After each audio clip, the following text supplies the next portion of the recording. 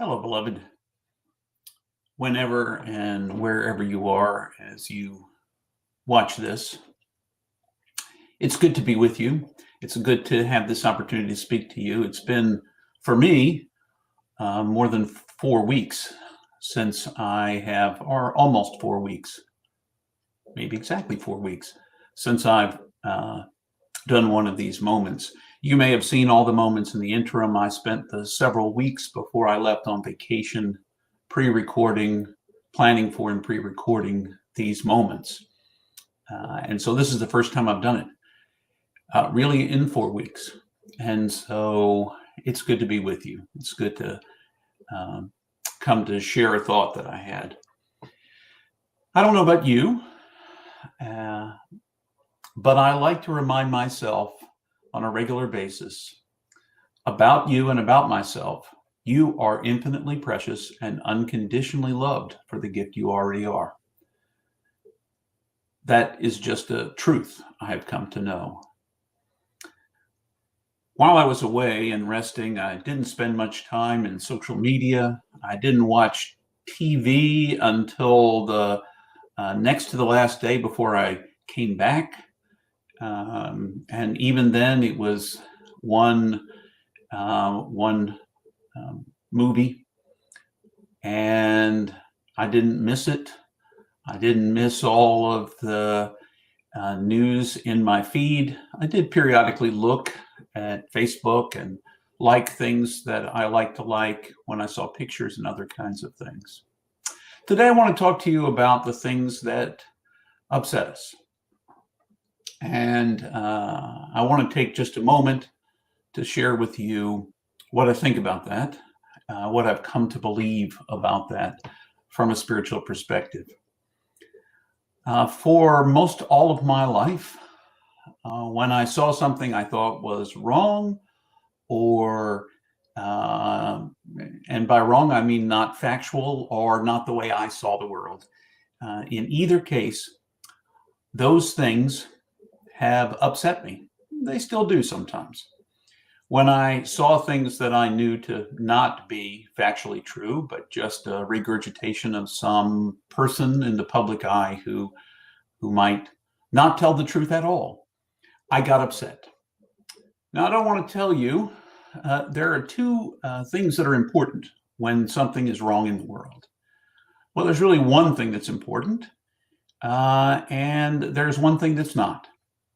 The getting upset about it is not. Now, I want you to listen to me for just a moment.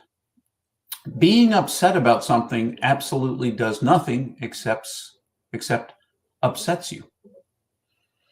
That might not sound right. We've been conditioned and raised to believe that we need to get people upset about something so that we can motivate them to do something about that. Political parties use this principle constantly, and we are conditioned to get upset about things.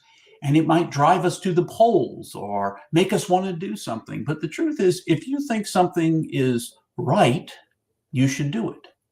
And if you think something is wrong and there's something you can do about it, then you should.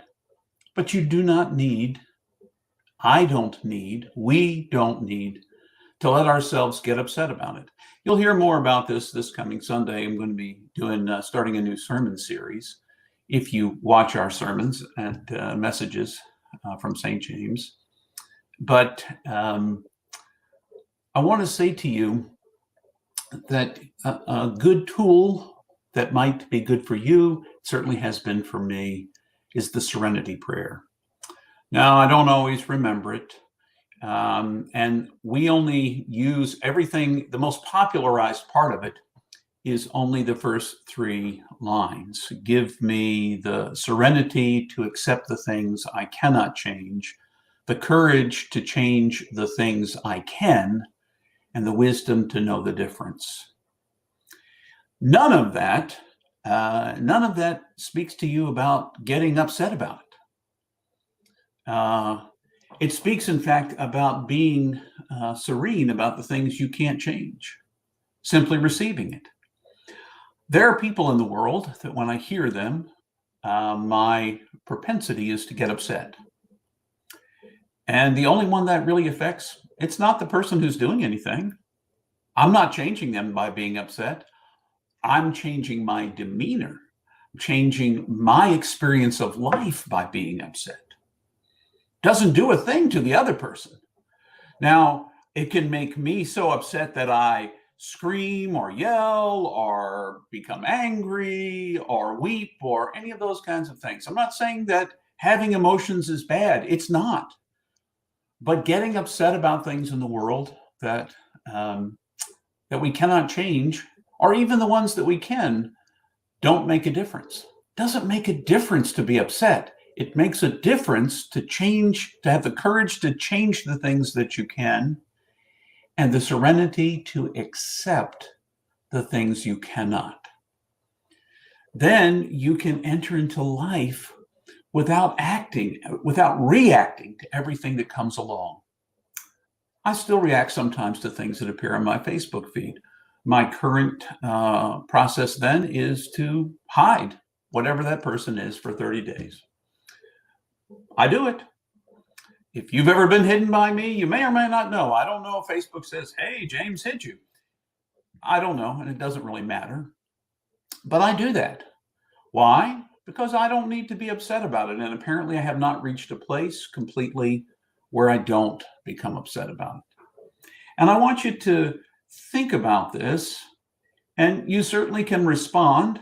You can disagree with me, and if you have some thoughts about it, you're certainly welcome to respond in the various, depending on where you're watching this, you have the opportunity to respond to it as you choose.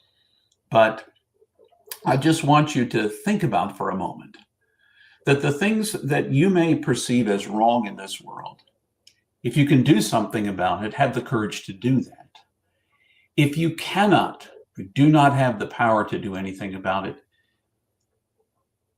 learn to serenely accept it and develop, encourage, welcome the wisdom that lets you know the difference between the two.